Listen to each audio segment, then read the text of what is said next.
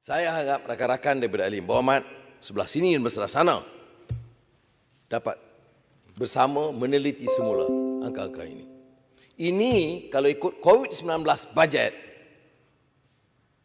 meminjam kata-kata Geoffrey Williams dan Nur Muhammad Tajrid, an ordinary budget for extraordinary times. Ya.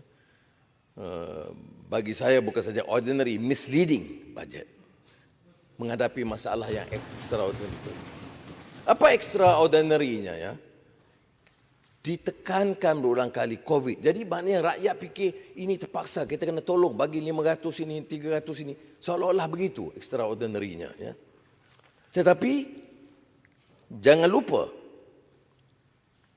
kumpulan wang COVID-19 ini masih merupakan jumlah kecil 17 daripada keseluruhannya.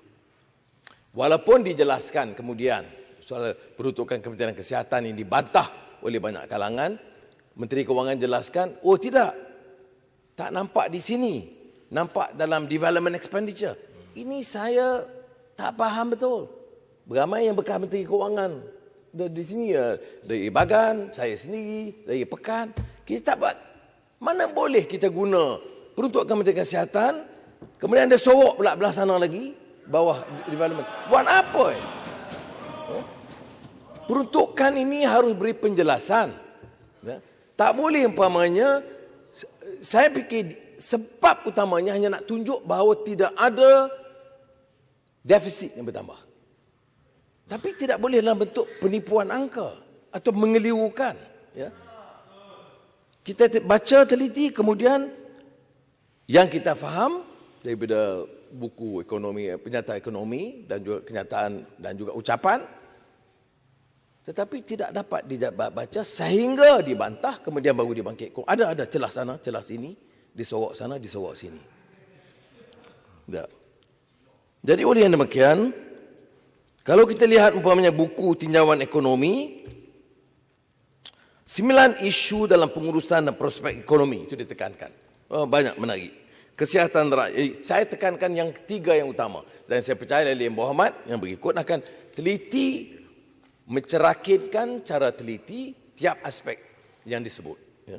Tapi yang saya nak tekankan, di antara 3 yang terkait ialah pertama kesihatan rakyat, kedua jaminan bekalan makanan yang tidak mencukupi, dan ketiga peluang pekerjaan terhad. Ya. Maka saya mulakan tentunya kalau dalam soal kesihatan, dengan Kementerian Kesihatan. Dan saya ambil kesempatan ini untuk menyatakan penghargaan. Ya. Kita hargai Kementerian Kesihatan, ketua pengarah, frontliners, ialah dengan memastikan kita juga urus dengan baik. Jangan kita suruh frontliners bekerja baik dan kita duk kira kontrak di kementerian tu. Ya, ini yang pernah berlaku. Kita minta orang korban, bagilah RM300, RM500, dia bersenang hati, tapi tumpuan kita ini berapa boleh untung dari kontrak yang kita luluskan. Ini kerja begini mesti dihentikan. Kementerian Kewangan mesti pastikan proses tender yang lebih telus, harga yang lebih patut. Saya tekankan umpamanya, dimasukkan dalam peruntukan Kementerian Kesihatan penambahan 1.3 bilion ringgit tahun ini, tahun depan berbanding peruntukan sebelumnya. Ya. Tetapi kita juga tahu peruntukan untuk vaksin 3 bilion yang saya sebutkan tadi itu tak dimasukkan. Kerana penambahan itu hanya 1.3 bilion, tidak termasuk. Saya teliti tengok. Masuk tidak ada. Menteri Kewangan kata ada. Dari mana ini? Dari mana sumber 3 bilion? Kemudian Menteri Mosti dah seronok dah. Tweet hari-hari kita dapat 3 bilion. Dari mana 3 bilion ini? Tak ada sebut. Jadi oleh yang demikian, saya nak jika kita tahu bahawa keperluan dan kita sokong. Kalau betul ada keupayaan kita dapat vaksin suku pertama, kedua, kita siapkan peruntukan dengan jangkaan akan perolehi vaksin, tidak ada sebab mengapa kita harus bantah. Tetapi kita tidak boleh sebut umpamanya 3 bilion, tapi 3 bilion itu atas angin. Sebagai contoh. Jadi ini saya bimbang kerana dia nampak macam manipulation figures bajet. Dan ini tidak boleh diizinkan dalam keadaan sekarang. COVID-19, peruntukan tak tambah, peruntukan yang harus ada tidak ada, dan kemudian kita tambah peruntukan lain dalam pembangunan yang akan saya sentuh. Yang kedua, Kementerian Pertanian dan Industri Makanan. Dia susut 158 juta. Ya. Menteri Kewangan sebut kita bagi bantuan subsidi harga padi. Tepuk belaka.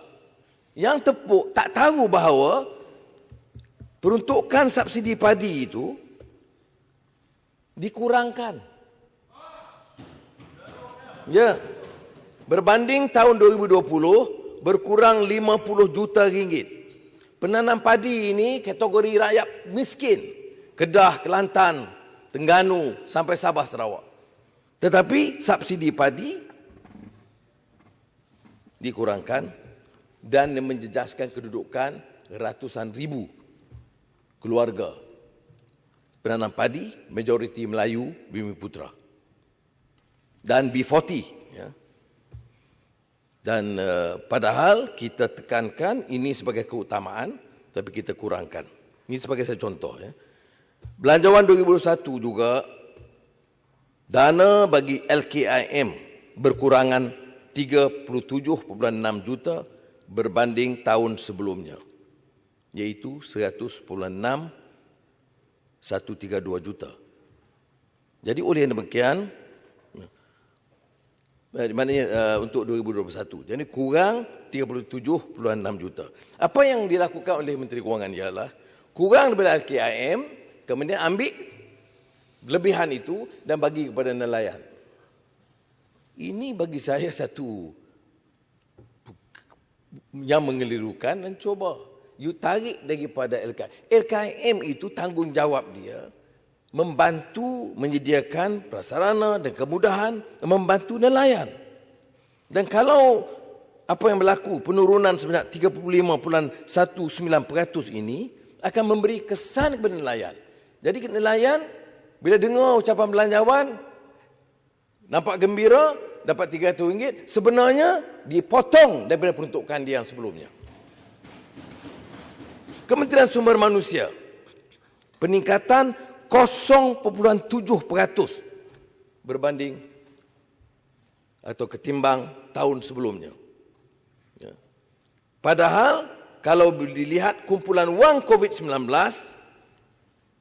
subsidi upah yang diumumkan hanya bagi tempoh 3 bulan dengan 1.5 bilion ringgit diperuntukkan bagi menampung 900,000 pekerja. Bagi tahun 2020, 12.5 bilion subsidi upah disediakan. Now, subsidi upah yang dilanjutkan 6 hingga 9 bulan itu saya setuju.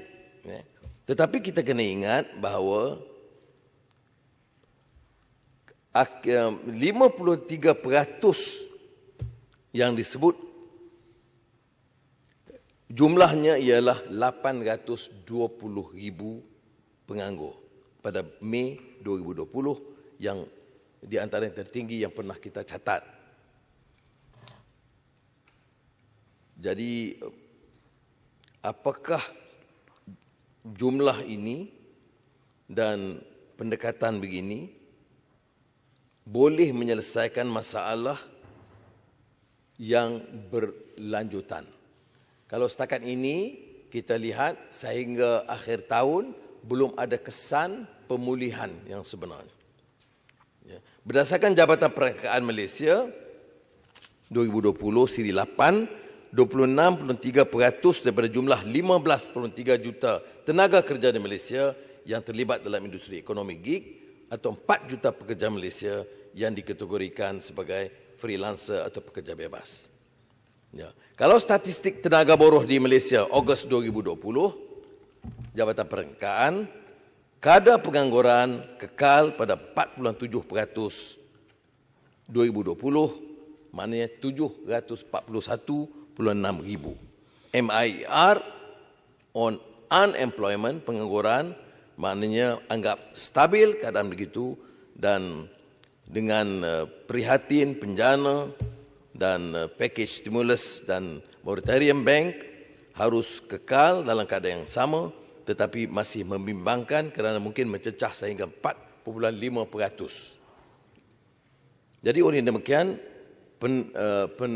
menangani masalah pengangguran bukan saja dengan retraining seperti yang ditekankan oleh Kementerian Sumber Manusia, tapi ialah kerana memberikan jumlah bantuan yang mencukupi supaya mereka boleh survive dalam keadaan sukar sekarang. Kementerian Dalam Negeri, penyusutan 75 juta. Padahal ditugaskan kepada pihak polis dan pihak keselamatan, tugas yang lebih, tapi penyusutan 75 juta, dan mereka ini termasuk yang disebut barisan hadapan, polis, warden penjara, kaki tangan beruniform yang lain. Jadi kita minta supaya ini dapat diteliti semula dan tidak mengutamakan projek-projek mega, kerana yang ditekankan projek mega itu lebih daripada yang diwar-warkan. Ya. Kalau dalam propaganda ini semua simpati dengan frontliner, sampai frontliner semua simpati. Tapi kalau ikut dari segi unjuran perbelanjaan untuk kemudahan mereka, kesihatan, topeng dan sebagainya, tidak setimpal dengan apa yang diumumkan.